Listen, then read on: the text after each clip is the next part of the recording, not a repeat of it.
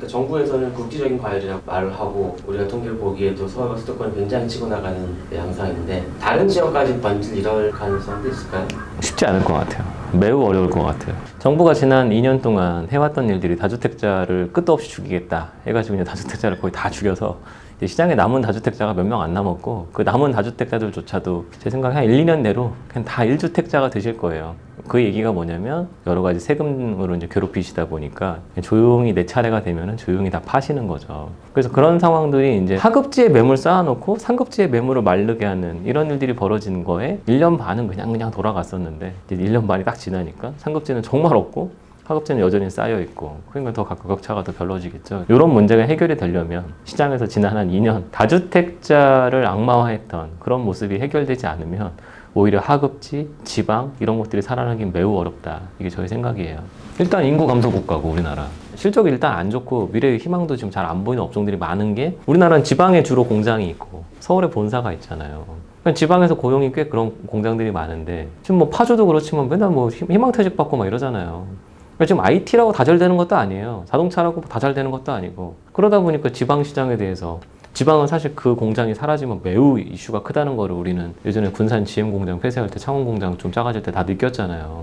원전 안 될 때 창원 안 되는 거 다 보셨고. 근데 지금 그런 업종들이 지금부터 막 너무너무 잘 될 것 같냐. 제가 거제도도 있어 봤는데 항상 거제도 수주 많이 나오면 집값 올라간다고 막 시행사에서 열심히 팔아요. 많이 사세요 진짜. 무주택자들 그 진짜 가서 많이 사시는데 그 결과는 뒤에 그냥 그렇다는 걸 다 느끼시잖아요. 결국은 지금 한정된 자원, 대한민국은 진짜 한정된 자원으로 막 억지로 끌고 가는 나라인데 지금은 그 한정된 자원이 줄고 있다. 작년부터 계속 강조를 드리고 있는데 어린 친구들이 그나마 존재할 만한 지역만 세이프고 나머지 지역들은 그냥 솔직히 약간 아웃에 가깝다. 거기는 집을 다시 지어도 소용이 없다. 근데 답이 나와버려서 슬픈 거예요. 지방시장을 살릴 수 있는 길은 그냥 다주택자 완화로 사람들이 그냥 하나 두 개 더 갖고 있을 수 있는 거 이런 거 외에는 힘들어서 근데 그거를 정부가 이제 약간 왜곡해서 지금 진행을 하고 있는 게 인구 감소 지역 24면 이거저거잖아요. 근데 지금 광역시 다 빠지잖아요. 웬만한 시들도 다 빠지잖아요. 그럼 그걸 내가 왜 사요? 이런 답이 나오니까 그냥 다 열어주는 거죠. 지방에 집 1억짜리 하나 있는 순간 내 서울집 만약에 이사 가야 돼서 파는 순간 세금이 여기서 막 몇 억씩 차이 나면은 그것 때문에 누가 사겠어요? 이런 상황에서 또 이제 우리가 금리 인하를 받아들여야 되는 상황이 오고 있는데 그런 결정은 또 어떤 영향을 미칠 수 있을까요? 사실은 옛날에 기준금리 낮을 때도 실제로 돈 빌리시는 분들은 2%에 못 빌렸거든요. 3% 다 넘어갔고. 근데 지금도 3%대거든요. 지금 약간 올라가서 4%대긴 하지만 그러면 실제로 금리가 아주 낮아져도 금리가 높아져도 정부에서는 어찌 보면 한 3에서 4 왔다 갔다 하는 대출금리, 담보대출금리를 거의 뭐 기정사실화 해놓은 거랑 똑같으니까 금리가 만약에 내려간다고 해서 사실 바뀌는 건 없는데 문제는 생각이 바뀌죠. 사람들의 생각이. 현실보다도 심리에 영향을 많이 주더라. 근데 분명히 방향성을 올라가는 것 쪽이라고 생각하시는 분은 없는 것 같아요. 이제는. 최소한 올라간다 보다는 내려갈 가능성이 높다고 보면은 심리는 매우 긍정적이겠죠. 사실 정부에서 금융 관련해서 직접적인 대책을 내는 건 아니지만 이제 일종의 구두 개입 거의 뭐 한 달 동안 많이 이루어졌는데 아무 말도 안 하시다가 정부가 요즘 7월 달부터 갑자기 이제 스탠스가 바뀌었거든요. 7월 달 전까지는 뭐 오르지도 않는다고 얘기하다가 7월 달부터 국지적이라 얘기하다가 8월부터는 아니라고 얘기를 하고 계시는데 금감원에서는 그렇게 한 적 없다고 알아서 잘하라고 알아서 잘하겠다고 생각을 하시면 또 지금 시기적으로 보셨을 때 연말이 슬슬 다가오잖아요. 그 금융권들은 연말이 오면 영업을 안 하거든요. 그러면 24년도까지는 금융에서 뭔가 좀 시장에 수월하게 뭔 도와주는 일들은 연말까지는 어렵겠다. 대신에 내년도를 좀 기대를 해본다고 본다면 하반기에는 뭔가 대출이 필요해서 움직이시는 물건들 같은 경우는 조금 재미가 없겠죠. 그래서인지 요즘에 확실히 매물들도 거래들도 지난 7, 8월보다는 확실히 좀 줄어든 느낌인데 지역 간의 차이가 더 커지는 것 같아요. 대출이 필요 있는 지역과 대출이 필요 없는 지역의 그런 움직임은 더 커질 것 같다고 보고 있습니다. 그리고 아까 말씀하신 것처럼 정부가 개입하고 안 하고의 문제는 아까 심리에도 영향을 많이 줘요. 왜냐면 정부가 말을 하면 모든 언론사에서 기사를 다 쓰니까 기사 쓰면 다 들리거든요. 지난달 요번 달 초에 얼마나 놀랐어요. 갑자기 전자자금 대출 갑자기 안 된다고 그래. 뭐 안 된다고 그래. 이런 순간 다 맞춰가지고 해놨는데 막상 1주택자조차도 집을 팔았는데 들어오시는 분이 대출 안 나와서 계약 깨지면 어떡하지 걱정하시는 분이 많거든요. 저는 이렇게 좀 불확실성을 어떤 결정 하나도 못하게 만드는 이런 좀 왔다 갔다 혹은 좀 너무 임시 변통적인 대책들은 안 나왔으면 좋겠어요. 그래서 그런지 지금이라도 사야 되는 거 아니냐. 뭐 대표님한테 이제 그런 질문 하시는 분들이 계시면 뭐라고? 저는 사실은 필요 없는 부분은 사지 말라가 저희 기본 생각이고 필요하신 분들은 사고 싶을 때 사라가 저희들 똑같은 생각이거든요. 근데 거의 대부분 필요해요. 거의 대부분 필요한데 정말 뭐 인생 25년 정도를 가점만 모아오고 계신 분들 이런 분들이 진짜 필요한 건데도 평생 그냥 가점 모으시다가 이번에 탁탁 당첨되신 분들은 행복하시겠죠. 그런 길로 갈 게 아니라면은 필요할 때 사면 되고 그 필요할 때 살 수 있도록 정부는 대출 언니랑 도와줘야 된다가 저의 생각인데 근데 항상 이제 이렇게 얘기하면은 누군가는 그런 것들이 투기 수요를 만들어낸다. 근데 지난 2년 동안 다주택자에 있는 사람들 다 죽여놨기 때문에 제가 봤을 때 투기 수요가 발생이 될 수가 없어요. 왜냐면 너무 지금 트라우마가 크기 때문에 정부가 언제든 정책 기조를 바꿀 수 있다 이런 생각이 드는 순간 다주택은 못해요. 근데 다주택을 못하면 우리 처음에 얘기 나눴잖아요. 하급지일수록 반등 못 나온다고. 그거를 곰곰이 생각을 해보신다면 심지어 1주택자들조차도 우리 집이 좀 그래도 움직이려면 혹시나 팔리려면 저분들 없으면 굉장히 곤란하겠구나 생각을 하셔야 되는데 제 생각에는 한 절반 이상은 다 없어졌어요 벌써. 거의 지금 멸종 직전입니다. 그래서 아까 말씀하신 대로 지금이라도 사야 됩니까? 라는 표현은 전 지금이라도라는 표현은 언제나 싫고 필요하시면 그냥 그날 사시면 돼요. 그 생각은 변함이 없고 앞으로 그런 추세들은 더 강해질 거다. 왜냐? 내가 지금 들어가 살아야 되는 동네에 전세로 살고 있는 분들이 지금 전세가 공급이 줄어들고 있기 때문에 본의 아니게 매수로 전환될 가능성이 매우 높다고 보고 있기 때문이거든요. 작년까지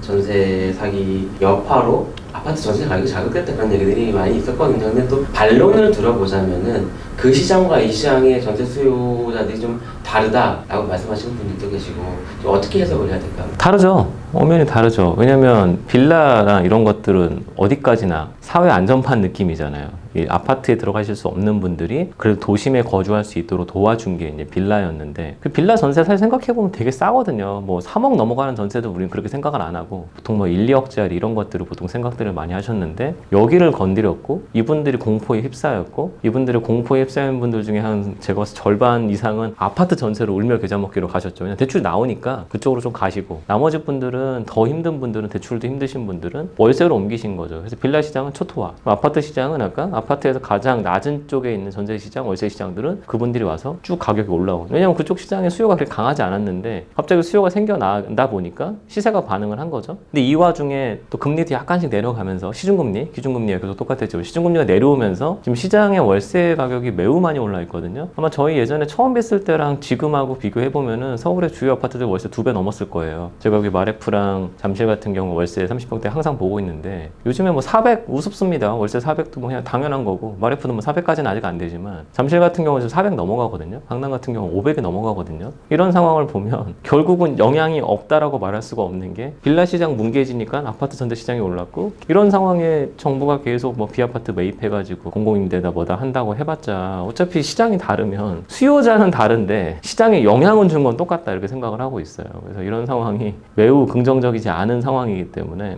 전세 사시는 분들이 지금 고민이 엄청 많아지셔야 되고 지금 임대차 입법도 적용받으셔서 2년 더 사신 분들도 슬슬 끝나가고 있고 그런 분들이 이제 어떻게 결정을 할 거냐. 다주택자가 없기 때문에 전세를 살 방법이 없다. 거꾸로 한 번만 생각해 보시면은 지금 사실 제일 급하신 분들은 뭐냐면 내가 살고 있는 전세에 전세자금 대출을 꽤 많이 받아놓고 있던 분이신데 이런 분들이 지금 어딘가 갈 데가 없다. 이런 분들이 지금 어떤 결정을 할 거냐가 매우 궁금한 상황이에요. 아침 인터뷰하기 며칠 전에 엄청난 소식이 들려왔어요. 어떤 거요? 메일리 아, 네. 60억, 뭐 거의 1억 8천 되나요? 평당으로 따지면 어떤 신호로 받아들여야 될까요, 우리가? 아크로 리버 파크가 예전에 1억 평당 1억 찍었을 때 정말 정부에서 이거 아니라고 공인중개사들 뭐 전수조사 해가지고 이거 헛소문 퍼뜨린 놈들을 뭐 처단하겠다 정도의 말을 해가지고 뭐 아닌 걸로 이게 흐지부지 됐다가 결국은 한 달 뒤인가 2달 뒤에 결국 나왔거든요. 왜냐면 결국은 시세가 이렇게 올라가는 장이면 시간 문제지 사실은 그게 뭐 막는다고 되는 일도 아니잖아요. 근데 1억을 딱 평당 1억을 딱 찍고 나니까 그 옆에 신축이 또 들어오니까 벌써 아크로 리버 파크랑 레미안 원밸리의 연식 차이가 벌써 나거든요. 그러면 당연히 이게 가격 차이가 나야 되는 거고 그럼 가볍게 아까 1억 7, 8천 얘기 평당가 얘기하셨는데 어느 순간 소비할 수 있는 상품들이 좋은 게 나와서 가격이 딱 형성됐고 그거보다 더 좋은 상품이 나오면은 당연히 가격 차이가 나타나는 게 맞으니까 저는 뭐 그렇게 길게 보진 않는데 적어도 2년 내로 일반 아파트에서 평당 2억 뭐 그렇게 멀지 않은 것 같아요. 또 문제는 지금 거래되고 있는 게 다 그렇다는 게 아니라 엄청 좋은 동호수만 가격이 그런데 이렇게 자꾸 들리면 다른 집 갖고 있는 분들도 야 우리 집도 비싼 거야 그러면서 갑자기 다 올리잖아요 가격을. 그러니까 정말 몇 안 되는 그 자리가 특이하기 때문에 그 단지가 커도 특이한 물건 특수 물건이 가격을 쭉 뽑아주는 것들이 이게 밴드웨건처럼 시장을 쫙 끌어주고 있는 일들이 벌어져서 그 건너편에 레미안 퍼스티지도 가격이 좋고 그 인근 신축들도 다 같이 끌고 가고 있고 아리팍도 1억 3천 1억 4천 거래 계속 나오고 있거든요. 그러면 어찌 보면 걔만의 특이 거래도 아니 아니고 그냥 두루뭉실 이렇게 뭉쳐서 반포는 이제 신축급의 아파트들은 구축은 1억 1천, 1억 2천이고 신축은 1억 4천, 1억 5천이야. 이렇게 형성이 딱 되는 순간 위계가 형성이 되죠. 1억 8천, 1억 5천, 1억 2천, 누구는 9천 이렇게 해보시면은 이게 금액 차이가 아니라 퍼센트 차이였구나 라는 답이 생각보다 나오실 거예요. 그래서 요즘 벌어진 일이 뭐냐면 반포가 이렇게 1억 7천, 1억 8천 막 쭉 뽑아주니까 잠실도 평당 9천이 넘어가기 시작했고 잠실보다 이제 하나 이제 탄천 건너와서 역삼동 같은 경우, 대치동 같은 경우도 평당 1억이 지금 웬만하면 다 와 있거든요. 그러니까 대장님만 가는 것도 아니고 특이물건만 가는 것도 아니고 그냥 끌고 간다. 1억부터 시작이니까 그런 게 이제 항상 그 기준점인 느낌이 있는데 1억 원이 되던가 매매가가 1억 원을 넘어가던가 그럼 90년대 얘기고 평당 1억을 넘어가던가 이런 것들이 하나하나가 약 한 20년, 30년의 격차를 두고서 하나씩 만들어지더라. 그리고 매매가도 어디는 10억을 딱 찍는 순간 10억 받고 여기서 15억 가야지 이런 사람들의 생각이 자꾸 형성이 된다는 거죠. 근데 이런 게 모든 게 가능한 이유는 다 소득 증가도 함께 반영이 되고 있기 때문이고 특히 지금 소득이 올라가는 업종들에 거주하시는 분들이 거주하고 싶어하는 지역들의 가격이 더 빨리 올라가고 아닌 데는 좀 이렇게 밋밋하고 하는 것들도 상당히 지금 말씀드린 포인트에 다 들어갈 거예요. 우리가 이제 소득이 늘어나시는 분들은 계속 늘어나고 있는데 사실 사회 전체로 보면 지금 뭐 불황이니 아니니 뭐 공휴일까지 만들 정도로 그런 얘기가 나오고 있거든요. 그래서 지금 시장이 좋은 데만 오르고 나머지가 다 못 가는 거예요. 전국적으로 보셔도 수도권만 오르고 지방이 다 죽어있는 이유가 거기에 있어요. 대기업 공장 없는 줄 아냐 이런 얘기들 많이 하시는데 그분들이 거주할 수 있는 대안은 지방에 너무 많기 때문에 안 오르는 거고 서울은 대안이 별로 없으니까 그 희소성 때문에 그분들이 소비하는 집들이 오르는 거거든요. 그리고 지금 경기가 너무 안 좋거든요. 저도 느껴지거든요. 정말 임대차 안 맞춰져요. 지금 너무너무 힘들어요. 가게들 폐업도 진짜 너무 많고 요즘 제일 잘 되는 업이 그 철거업이라면서요. 금리 이런 얘기들이 결국 경기에 영향을 줘야 되는 상황이고 이런데도 불구하고 질문을 하신 것처럼 경기가 이렇게 하도 안 좋은데 집값이 이렇게 간다는 뜻은 대기업들 그러니까 우리나라 내수야 지금 완전 힘들지만 해외로 지금 나가고 있는 업체들이 실적이 좋다는 거는 상대적으로도 매우 잘하고 있다는 뜻이고 그러면 그런 업종이 버텨주는 것에 수혜지가 어딜 거냐만 우리가 거기까지만 생각을 해보는 거고 거기까지는 그냥 쭉쭉쭉 가는 거고 나머지들은 결국은 내수가 뒷받침이 돼야 된다. 근데 내수 뒷받침이 안 돼도 가는 곳들은 사람들이 상대적으로 느끼실 거 아니에요. 아 여긴 편하겠구나. 근데 그게 별것도 아니라 그냥 수출 기업들 우리 뭐 수출 기업이 많으니까 거기 다니시는 분들이 어디를 선호할 거냐. 거기에 대표적인 지역이 잠실이에요. 선호 지역 항상 얘기를 꺼낼 때 그런 수출 대기업 맞벌이 부부들이 살고 싶어하는 곳이 어디냐. 딱 잠실입니다. 그래서 잠실 27억, 28억이 되게 중요한 실거래가들이에요. 잠실이 약간 보편적인 주택시장에서의 가장 상위에 있는 아 이게 보편이 아닌데 매우 상위권 아파트인데 이게 왜 사람들에게 나도 이런 생각을 할 수 있게 만드는지는 모르겠지만 사실 그런 생각을 하는 사회가 저는 좋다고 생각을 해요. 다들 꿈이 있는 거잖아요. 나는 열심히 해서 잠실에 있는 엘스 리센츠, 뭐 트리지움 이런 데 들어갈 거야. 금액은 뭐 적게는 한 20억대 초반부터 뭐 많게는 30억대까지 간다. 그럼 거기에 맞춰서 재무 계획을 세워가지고 내 인생 계획도 세워서 언제쯤은 가겠다. 그런 목표가 아직 남아있는 사회는 전 아직도 활력이 있고 그래도 좀 괜찮은 사회라고 봅니다만 서울의 일반적인 사람들은 제 생각에 10억 정도 아파트가 거의 많은 분들이 살고 계세요. 매매가 10억 원짜리. 강북에 10억짜리 얼마나 많아요. 그게 제가 봤을 때 평균인데 눈높이도 지금 너무 높아요, 사람들이. 대표님은 집값 상승의 화신으로 이제 오해하시는 분들 많습니다. 근데 이제 세간의 인식과는 달리 무주택자한테는 절대 투자하지 말라고. 네. 항상 그래요. 무주택자라는 얘기에 사실 모든 게 녹아 있는데 거래를 안 해봤다는 뜻이잖아요. 뭔가 얘기를 듣고 그냥 얘기만 듣고 산 거예요.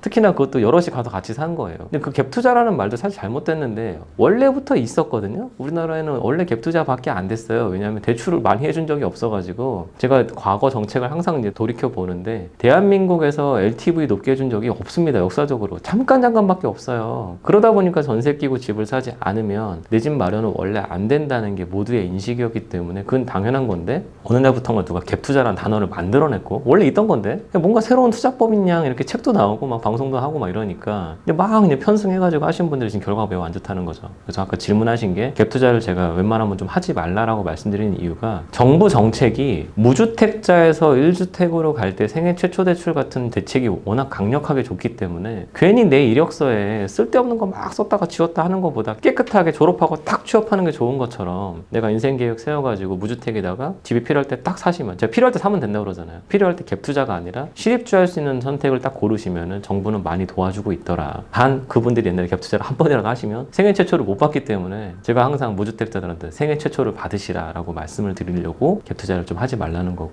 연세 많으신 무주택자분들은 지금 당첨만 생각하고 계시기 때문에 그분들은 또 그 길을 가시기 때문에 그래서 또 갭 투자는 관심 없으실 거라서 무주택자 이퀄 갭 투자 안 해도 된다가 저희 생각입니다. 그런 오해 때문에 좀 힘든 적은 없었어요? 오해? 저 오해 덩어리잖아요. 사람들 다 저 오해하시죠 뭐. 제가 그런 걸로 힘들어하면 지금 일을 못하죠 뭐. 버럭하지 않습니다. 제가 잘못한 거죠 뭐.